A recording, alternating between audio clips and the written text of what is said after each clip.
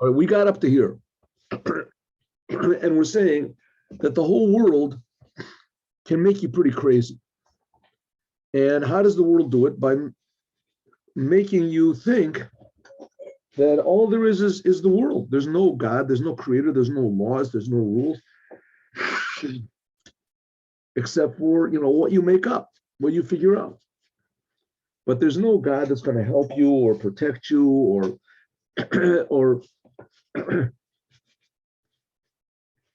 or save you, or that cares about you. You're just sort of alone. And so, why not just sort of do what I want? And that's what's called the insanity of the world, that the world, even though it's impossible to explain that the world is just existing on its own and that there's no creator and that there never was a creator.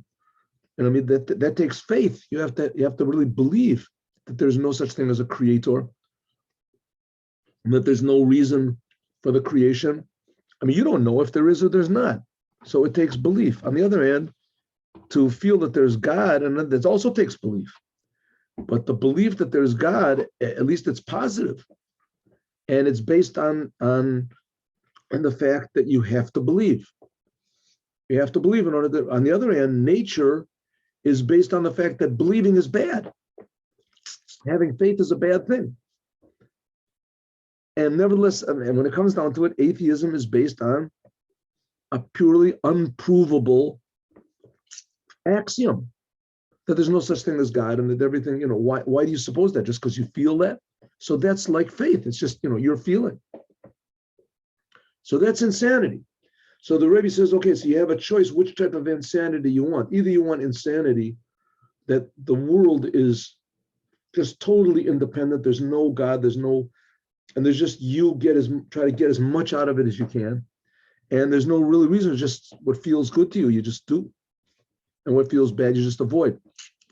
That's called insanity of the world.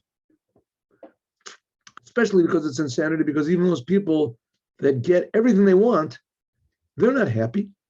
And they can see that there's people that they don't have much of anything and they're happy people. So, I mean, is happiness the goal? What is the goal? Just to be, to be rich without being happy? What's exactly the goal? So everything is all confused. On the other hand, if you say that the goal is serving God,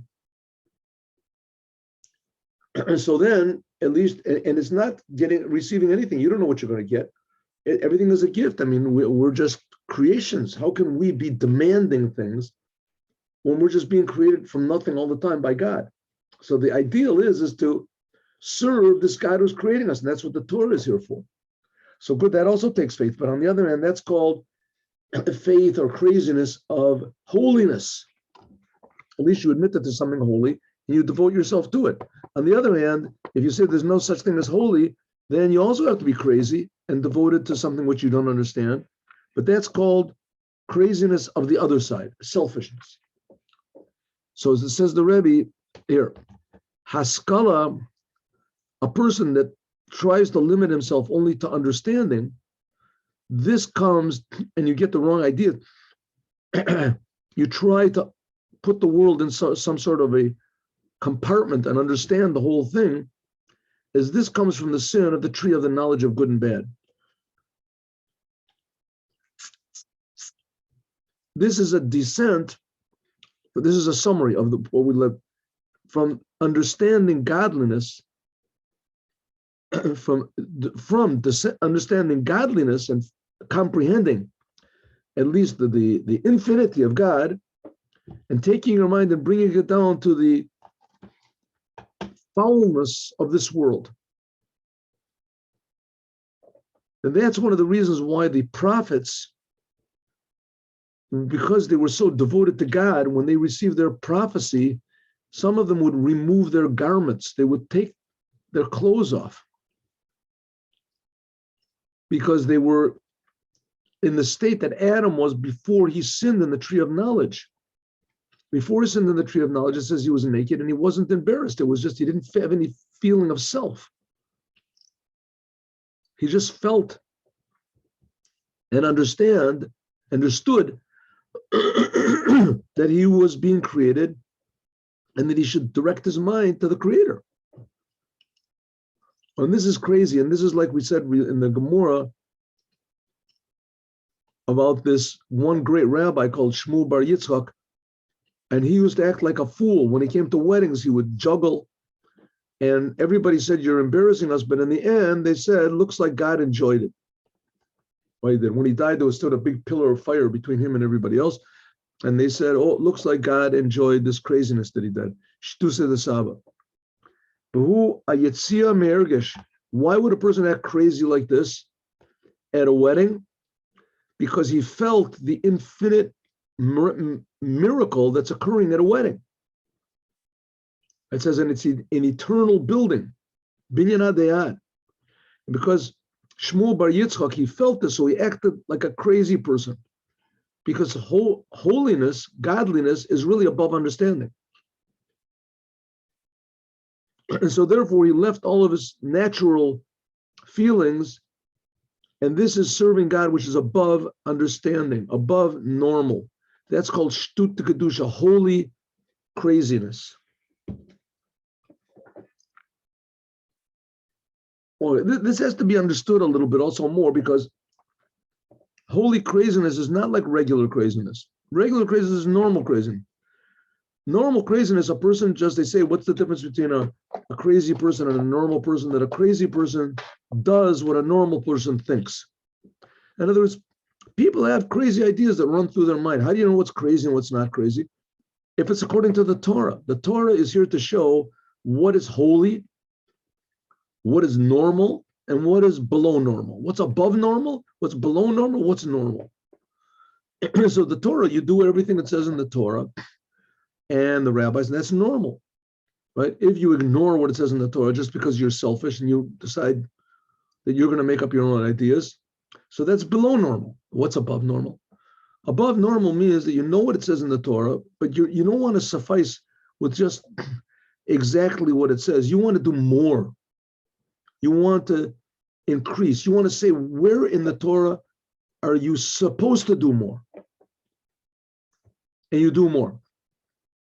Now, of course, you have to be careful. You can't say, I want to put on 7 pairs of tefillin and I want to, and that's going to be a mitzvah.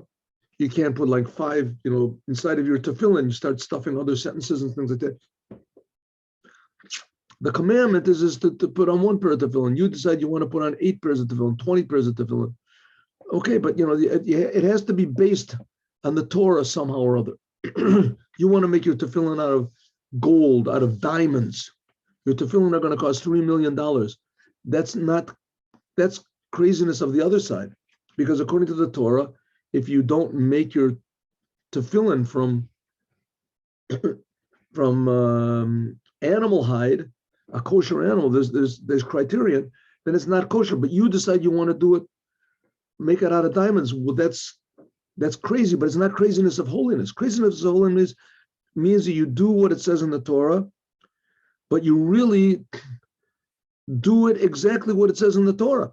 It says you have to love God with all of your heart, with all of your might. Well, you really do it. Nobody else does it like that. I'm doing it like that. It's called craziness of holiness. It says the Rebbe, that's going to be the antidote to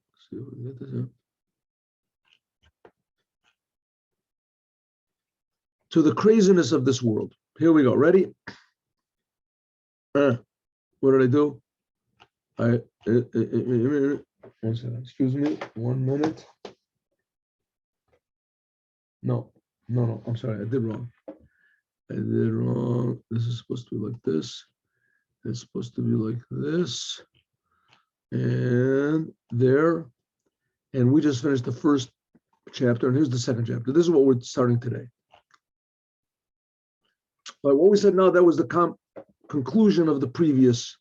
We're almost at the end. We have like 2 more chapters to go. And they're short chapters. All right, now we're going to explain this antidote to the insanity of this world. The antidote to selfishness. Right? The cure for destruction, self-destruction. Cure. And that's what this world is about. This world is about destruction and self-destruction. Selfishness. How do we cure this? Biuranian explanation is Dehine Elokim asat Adam Yashar. God made man straight. In other words, to a very great degree, we can rely on our conscience. Somewhere a conscience tells us, somewhere down deep, what is really right and what is really wrong. Every human being in the world, somehow or other, knows that murder is bad, rape is bad, homosexuality is bad, right? Stealing money is bad. They know these things. Everybody knows it. You can't exactly say it intuitive, but it's ingrained in our sense of values. That's how man was. And everybody knows this. When they're born, they have a feeling that they know that life is good, children is good, family is good, having your possessions is good, being kind is good. Man is created straight. And because of the godly feeling, now the Rebbe is mostly here speaking to Jews, but in some way, in a peripheral way, it also refers to non-Jews also. But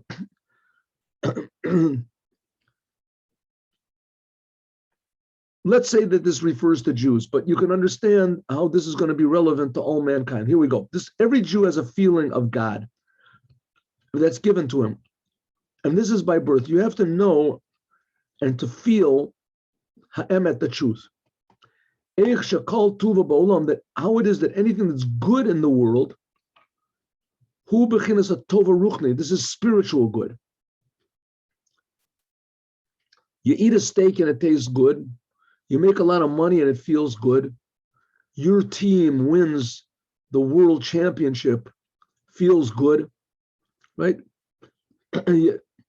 You win something, you make something, you create. All these are spiritual, and these are physical feelings. And then this is how the book started off, if you remember. Then there's a little bit more, sort of more spiritual feelings like music, art, intellect, mathematics, physics. These are pleasures. But the ultimate level, if you want to call it, of pleasure, but it's not like any of these mundane pleasures at all. It's a totally different type of pleasure.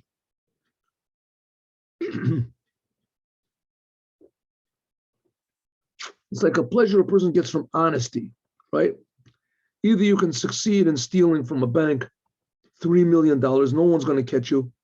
And you have all these excuses, the don't worry about it, the insurance will pay them back, but still, you stole. Would you rather have stolen $3 million and you'll get away with it for sure? Or would you rather have $300 honestly? So most people say, if I'm never going to get caught, what are you talking about? So the Rebbe is saying, no, it's not so. Honesty is a different type of a feeling. And because you're doing what God wants. And finally, you get to the source. Where did this honesty come from? This whole idea, it comes from God. So a person wants to get to the source. And the source is the creator of the universe and the creator's Torah and the creator's commandments. And that is a type of true wholesomeness that you can't get anywhere else. The Eich Sha'epech, and the opposite of God and his Torah and his commandments, this is bad and bitter. And not only bad and bitter, but ultimately bad and ultimately bitter. Like according to how the explanations that we made above, how it is that a person's evil, selfish inclination is a total lie, and it's bad. And really, a person has to feel all of this from his godly feeling.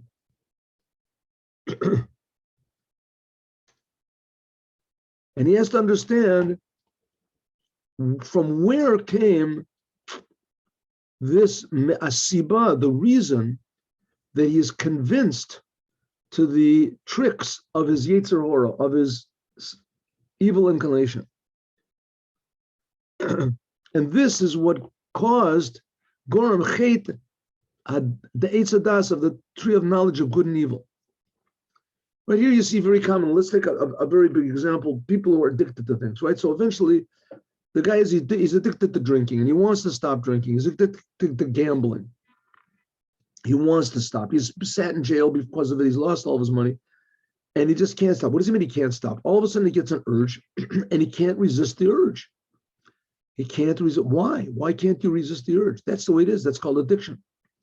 He simply cannot resist the urge. Resisting this urge, it's death. Not to drink, have another drink, not to go and gamble. It's just so painful and uncomfortable and empty that he would rather die than not drink. He would rather die than not gamble. Gotta gamble.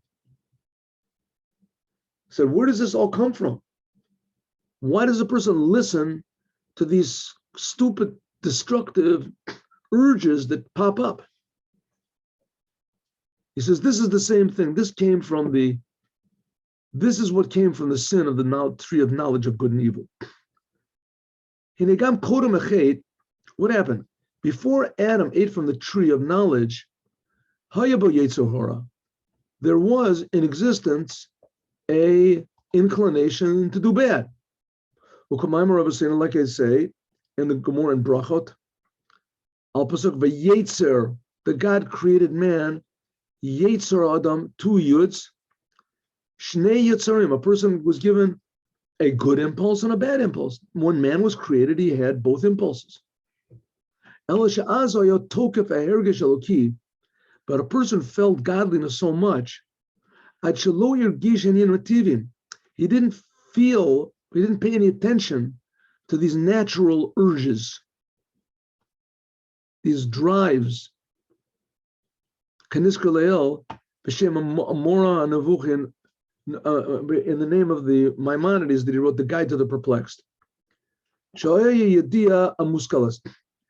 According to the language of the Rambam, it's a difficult language, a lot of these, the Rishonim. But what he said is that man, before he ate from the tree, as he knew everything objectively, that's called Yediyat HaMuskalos. Everything was objective. He could look at everything objective. The only thing that was subjective to him was God. God is creating me. God is really valuable. God is more valuable than money. God gives me my value of money. That's called, and God can only be, if you want to call it, sensed by intellect. You know that you have to know what to believe in, and that God creates the world. These are ideas. The ideas don't make you aware of God, but the ideas do direct you toward that awareness. So he says that's Adam, before he was created, there was evil in the world, and there was even evil in him. But he looked at it objectively, below Hirgish Klobet, and he did not feel Yediyat HaMaforsamas, he did not know what's easily available. He didn't pay any attention to what was right in front of his eyes. What he paid attention to was the Creator. That's what he felt. Why? Because the feeling that he had, that God is real, so the physical things he didn't feel at all. Let's just take a person, take an example, a person who is faithful to his wife. And it happens somehow or other, his car breaks down in, the red light district. And there's all these ladies, and they're all, dressed up, and they're all enticing, and they're all provocative, and they're all speaking to him. And some of them say, exactly what he wants to say, and they look exactly what he wants to look, and this is exactly, and it doesn't make any effect on him whatsoever. Not whatsoever. He's just thinking, how can I change the tire over here? And he's not looking at all. He's just thinking about going home, and he's faithful to his wife. That's all. He's a good family man.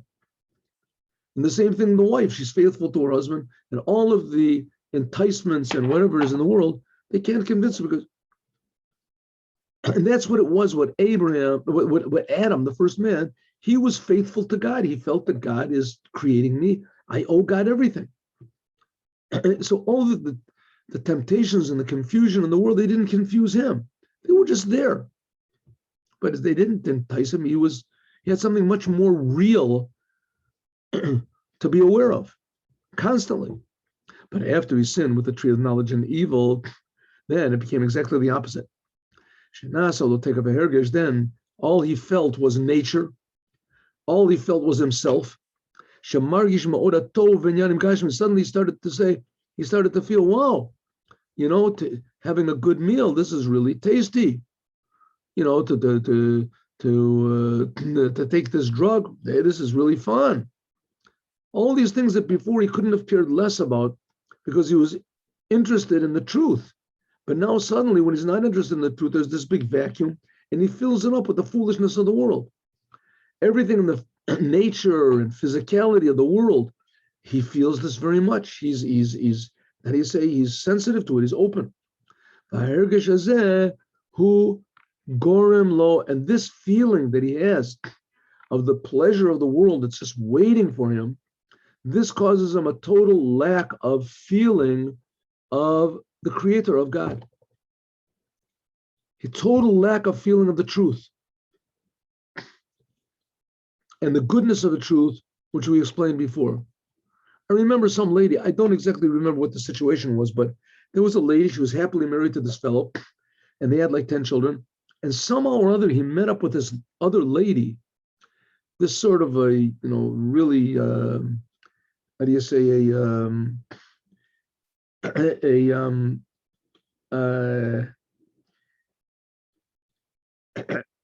a dishonest lady. And this lady was, I guess she was, in his eyes, she was nice looking. And she would dress herself up, very provocatively and stand under his window at like 1 a.m. and she would like whistle to him and he would go down. And his wife tried everything that she could to make her husband, come to his senses. And he was spending money on her and then this lady, and she was taking money from him and it was just using him, but he just went crazy. He just went crazy. And he thought, what do I care family? What do I care wife? What do I care children? What do I care reputation? I don't care anything. And this lady didn't even really like him. She was just, using him. And he said, I don't care, just this one feeling that he got. And it just negated all the other feelings. And this is the whole idea of the insanity, which comes from the selfish impulse, Yetzer Hara. Because he feels so much and he appreciates so much physical things, he makes himself crazy more and more, and he fools himself. And he descends. May God have mercy on us. And he doesn't conduct himself in a normal, truthful way. This is total insanity of the other side. This is something which is totally un and abnormal. The opposite of this is the foolishness of holiness. And each and every one of us does the same thing. There was just a case in Israel, it was in America. And there were these two murderers. This happened like 5 years ago. There were these two men sitting in prison for life for murder. And somehow or other, they seduced one of the lady guards. And they seduced her that she all of a sudden, did anything that they wanted. And she provided them keys, I don't know what it was, or saws that they could saw the way out. And they broke out. And they finally caught them, and they caught her also. And the whole thing was just a big, a scandal all over the place. She just wrecked her name. She wrecked her marriage. And she got absolutely nothing out of it. And these people, they were murderers. She knew that they were murderers. She was supposed to protect them. Instead of that, but that's what the Yetzer Hara does. It makes a person go crazy to the point where he's willing to the world means nothing without some sort of pleasure or whatever. So he says that's what the world does to it. It makes that a person acts not according to normal. What is the antidote to this? The opposite of this is shtut kedusha. Insanity, holy insanity, holy craziness, above normal. He acts in a way that's totally not normal. But that is totally above normal. Right? So let's take the account. Below normal is a person that he doesn't want to do any of the commandments. Normal is that he does the commandments. Above normal is that he does everything he can that other people should do the commandments. He goes out on the street and asks people to put on tefillin. He knocks on doors and asks people if they want to put mezuzahs on. He goes, there was a fellow in Kfar Chabad. He used to take a handful of money, like a box full of money, and he had a charity box. And he went in the train.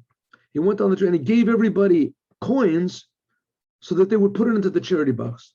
He would give everybody, here's a shekel for you. He would go down with 100 shekels. He would give it a shekel to 100 people. And then he would go over the charity box and say, okay, now you want to give charity to this. So they weren't losing anything. But on the other hand, they could keep the money if they wanted. So he was encouraging people to give charity. And he would do this every day. A wonderful person. Passed away, Zusha Rivkin. This is nothing not normal of the tree of knowledge of good and bad. He acts totally above good and bad. There's no good or bad. There's just godliness. He doesn't consider the bad at all. I'm not going to do bad. I'm going to do good. It's not a battle at all by him. The craziness of holiness is that he does not that he turns away from bad and he does good. He's just crazy for the good. He doesn't. A person that's shtus to kedusha, it's not even according to the normal way of Torah. Right? According to the Torah, you don't have to go out in the street and put the tefillin on people. Namely, the only antidote to the foolishness of this world is not to think about it, anything at all, just whatever God wants you to do, you do. You have to be sure what God wants. But once you're sure, then you don't make any calculations, you're not making any, you know what you have to do, but you do what you're supposed to in a way that's above normal. Like it's known, that in the souls, there's two levels. One is the revealed powers of the soul, that's like a person's intellect, a person's emotions, and etc. Then there's the internal part of the soul. That's the etzem and neshama, the essence of your soul. And this is totally above normal. This is above normal.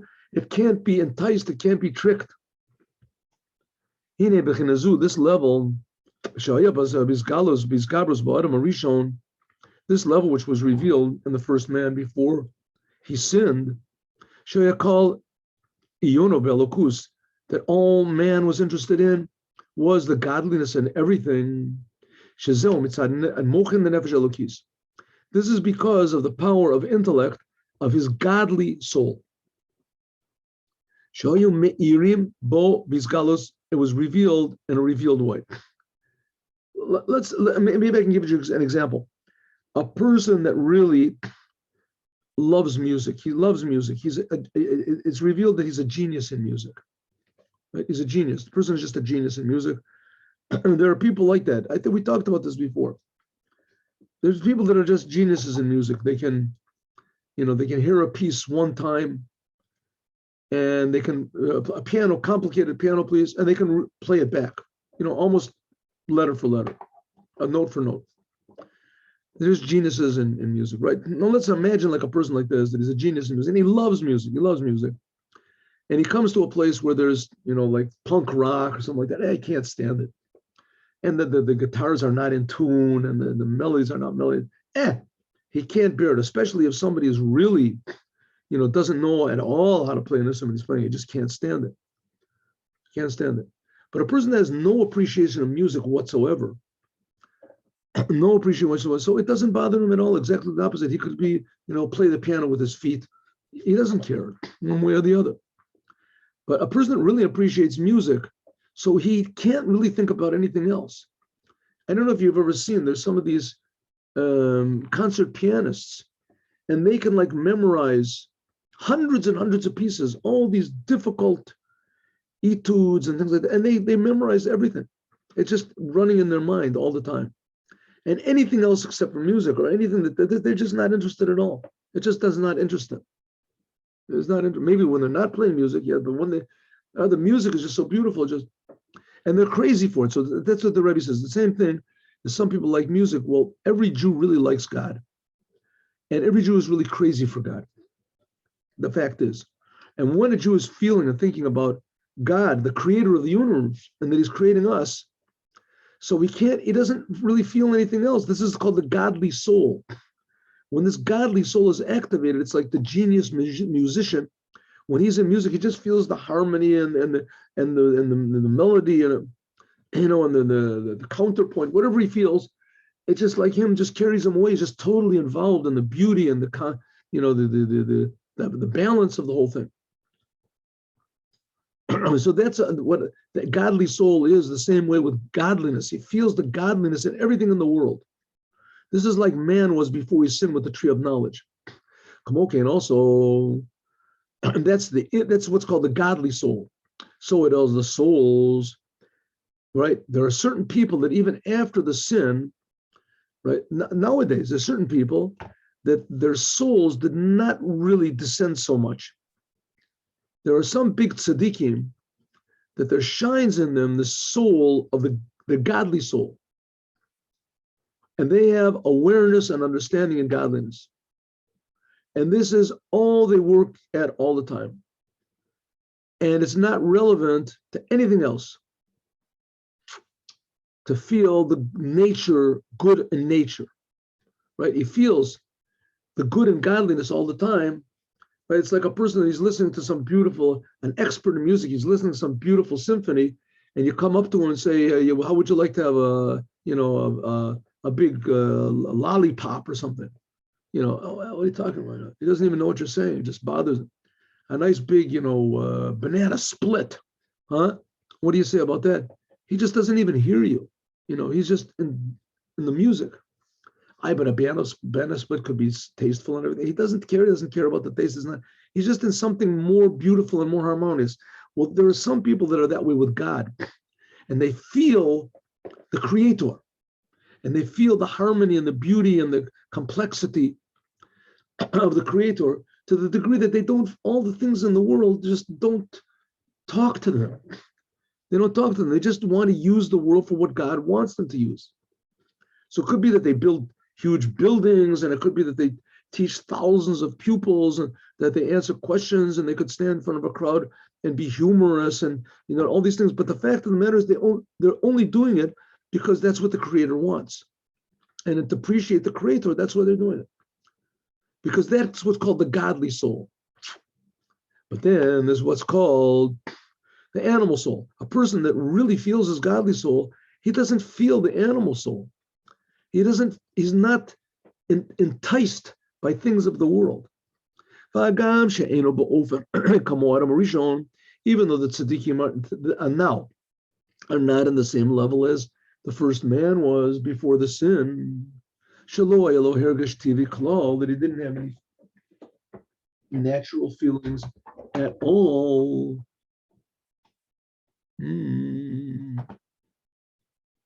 Where are we? The first at all become so true. The tzaddikim that are today, the holy Jews that are now, they only feel their godly soul. They only feel it's not the same level as Adam before the sin. Adam before the sin, he really felt godliness all the time. But nevertheless, nevertheless, they don't have a feeling of the physical so much. And they are not fooled by the temptations and the tricks of the evil, selfish inclination. They know the truth as it is, according to what we said before. In other words, here let's do. God made man, gave man a feeling of godliness. God created man to be straight, normal. What does it mean, normal? That man naturally feels God. That therefore a person should know that his true good is Torah and the commandments. But the enticement and the fooling of what's called the Yetzer Hara, of your selfish impulses, which is lies and evil, this can lure you away from the truth. On the Hergesh HaTivi, this natural feeling which comes from the sin of the tree of knowledge of good and bad, because of this, you're willing to listen, to pay attention to the evil impulse,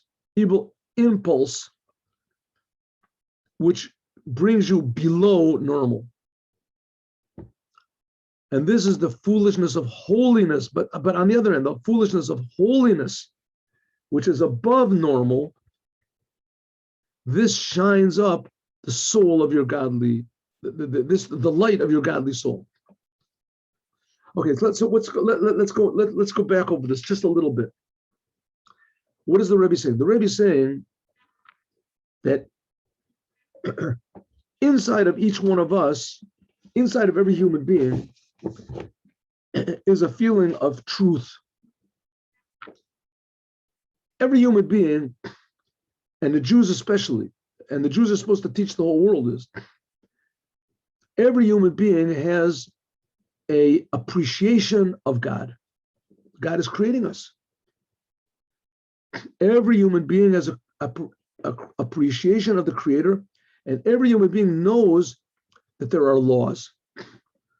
That if we're being created, so I mean, it could be that the Creator is creating us according to certain principles. You see, everybody's heart is in the same place, everybody's eyes are in the same place.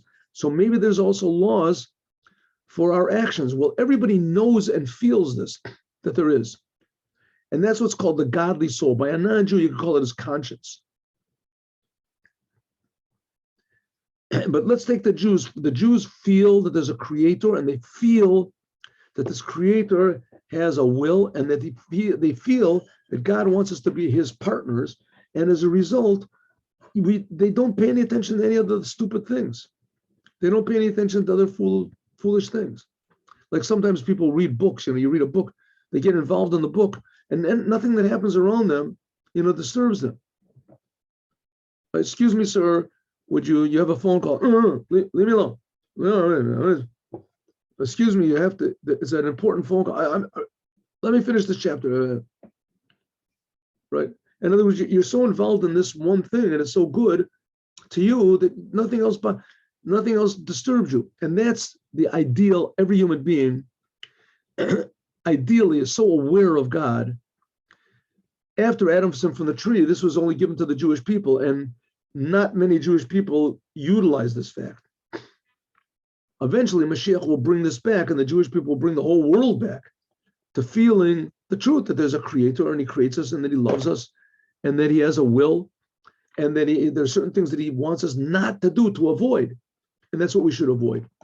That's what the godly soul tells us. Okay, now we'll go to the next chapter. Ready? Yes. One more chapter to go. Yeah. Hine. These people, those people that the godly soul is shining by them, in a revealed way, and they have an awareness of God. And the main thing is that these people, what happens when a person feels God, is that activates him. That makes a person want to serve the Creator. Not only that they just have a tremendous knowledge and grasping in God, they bring this feeling of God that they have to actually service of God, love God, fear God, use your mind to understand God, your mouth to talk about God, say words of Torah, your power of action to do the commandments. I should be called Dovber Hasaga, that any person that comes to any understanding, especially of godliness, Yeshlem To'elet Avoda B'Pol, every godly idea has to have some sort of result in action and deed. By Hergish Eloki, and the feeling of godliness, of God, mitkaber ala hergish ativi, this overpowers natural feelings. Shalom zu bilvad, not only is a person not niftaim, is not enticed or drawn in to the foolishness of the selfish impulse, of one's own selfish impulses, you don't listen to them. Ela ozod, not only do you turn from bad, but mechadesh etzlo inyan biurim, but also he does more good. First of all, intellectually, he starts to understand more explanations, intellectual explanations, in all that we talked about before. Remember on Maimer Aleph in chapter 2 and 3, about what a difference between a human being and an animal, and the purpose of the creation of a human being in the world. Animals don't have a purpose, man has a purpose. And the reason is because these people that really feel God, these people that really are aware of the truth of the Creator, what does it make them do? To constantly want to improve themselves in the world around them. That's called avodah, to work and refine themselves constantly from day to day and in elevation after elevation to make the ideals more dominant than the physical world. A person's values overpower his urges. And sometimes a person is willing to suffer greatly because of his values. I mean, nobody knows this better than the Jewish people, right? The Jewish people, a religious Jew is found somewhere where there's no religious Jews, he's alone and he has to suffer. And what's he going to eat? What's he going to drink? Where is he going to stay? He would like to have friends. He would like to be with people. But what can he do, right? What does he can do? He tries to strike up a conversation with a non-Jew, doesn't want to talk to him. He's an anti-Semite. So what's the answer? Hide your Judaism. Pretend you're not a Jew, right? That's one way out. I don't know how well it works, but sometimes obviously it does work. Or to hold on to your values. Excuse me one moment. One moment.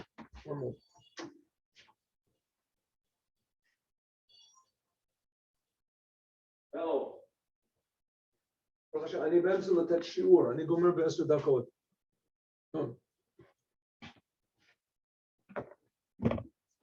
Sorry, it was my son.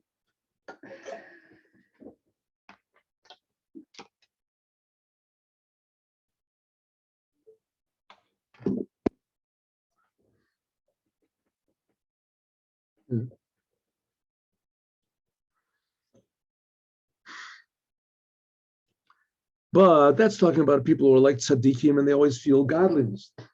But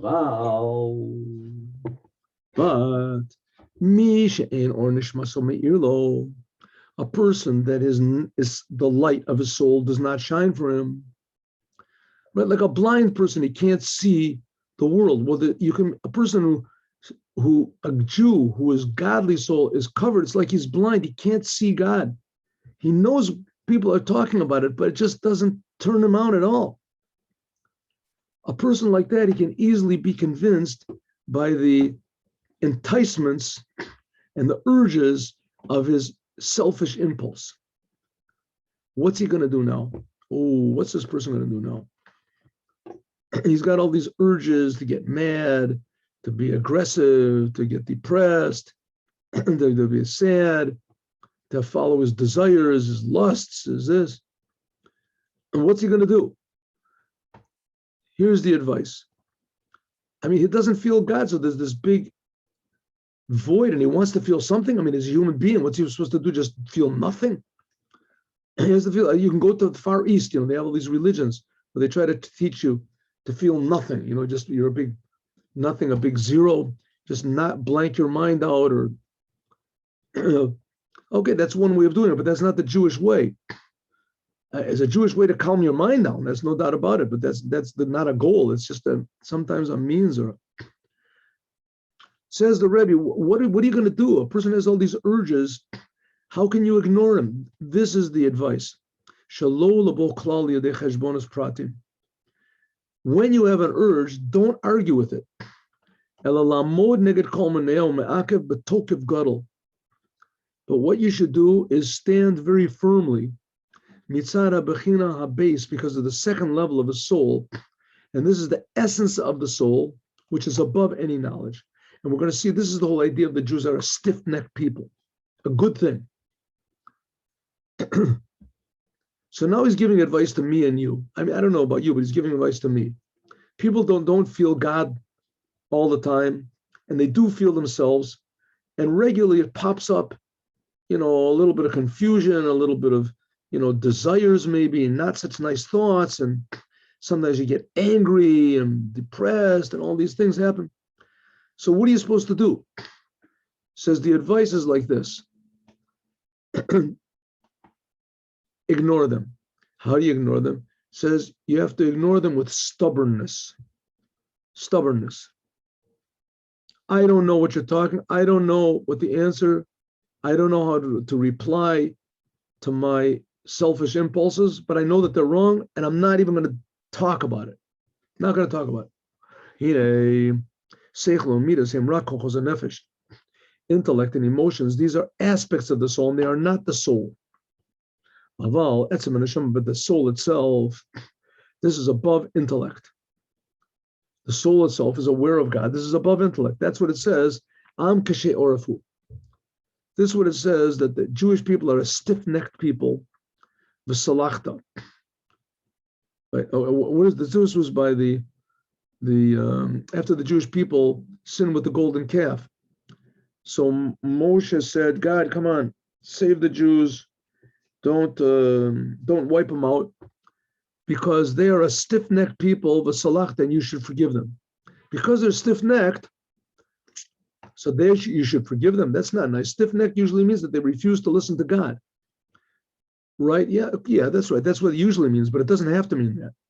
Stiff-necked can also mean that when they decide yes to listen to God, then nothing can move them.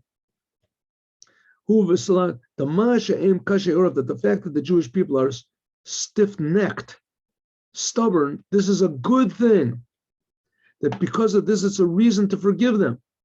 Namely, the Jewish people have this power in their soul to turn from bad and to do good without understanding anything, without any arguments, without any logic whatsoever. Like a stubborn person. A person that's stubborn, right? You get a little child that's stubborn, he won't listen to any reason whatsoever. But on Roim, we can see clearly that this person who is stubborn, his desire is much stronger than a person that goes according to logic. The person that acts according to a logical way, then whatever he does it because he thinks about it logically. Who's going to watch me? What are people going to say? Okay, do it like it's known. That intellect can weaken a person's will and desire. Now, it could be a good thing, right? A person decides he wants to, overeat or do something like that, and his mind says, no, you don't do it. The doctor said it's dangerous. Or the doctor said, okay, I'll stop doing it. So mind can weaken a person's will, and it limits it. How far you should let yourself go with your desires. But what if a person is unhampered? What is unhampered? Unlimited will. He doesn't act in a normal way. Right? Like we said of this rabbi that danced in the wedding. It expands without any limit. And that's why a person who is stubborn, his desires are tremendously powerful. And we're going to see that this is the river, the wellspring that's going to be released. It says that the Moshiach is going to come, he's going to release this wellspring, and it's going to inundate, it's going to flood and wash away all of the nachal shitim, all the foolishness of this world. It says, similarly, the stubbornness in the Jewish soul, the stubbornness of the Jewish soul is a level of holiness that's so strong. It's like self-sacrifice. Al Kiddush Hashem. That's stubbornness which is unheard of anywhere else. That a person is so stubborn, a Jew, that he's going to serve God, then even if the non-Jews say, listen, join the church, we'll make you into a big bishop or something, we're going to give you money, if not, we're going to kill you. So the Jew will say, kill me. No, what are you going to get from that you're killed? Come on, I'm not even thinking what I'm going to get. I know what I'm going to give. I know one thing. I'm not going to bow down to anything except for God. That's what I know. The stubbornness is going to get you killed.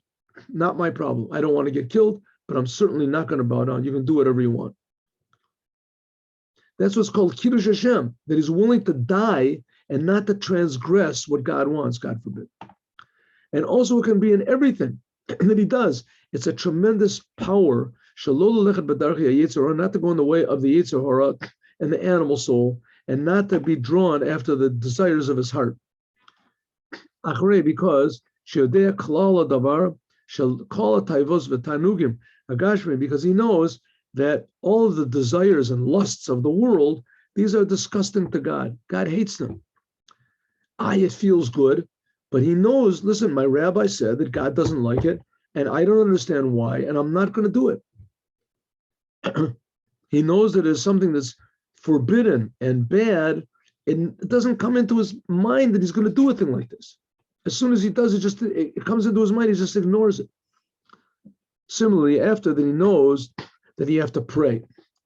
And a person has to, when he prays, he should understand the words that he's saying, at least. And he should set times for learning Torah. And he doesn't come into any sort of arguments or calculations and not looking at what he's going to lose or if he's not going to lose, right? He is a simple Jew. I have to daven mincha. Mincha in your business, it's the busiest time. You can't lock your doors. I have to daven mincha, but you're going to lose a lot of money. You're going to lose clients. Think logically. I have to daven mincha. That's it. 1 o'clock is the time. People want to spend money. By my store, they'll come a little bit earlier. They'll come a little later. But I'm not making any calculations. I could lose the whole business. That's not what I don't want to lose the business. But if that's what it means, that's secondary to me. I'm going to daven mincha at 1 o'clock because it's settled by him. It's an axiom by him. Totally, asher utzarich, that he has to do his thing. I have to learn Torah. I have a time for learning Torah every day, 15 minutes. Nothing is going to stop me. But it's an important call. The President of the United States, tell him to wait 15 minutes. It's a commandment, al pi a Torah, whatever is according to the Torah and the commandments, to be strong against the desires of his animal soul, not to do what the desires of his soul say in any way. How can he do this? By stubbornness. This is what the stubbornness. For only this is what's called insanity, holy insanity.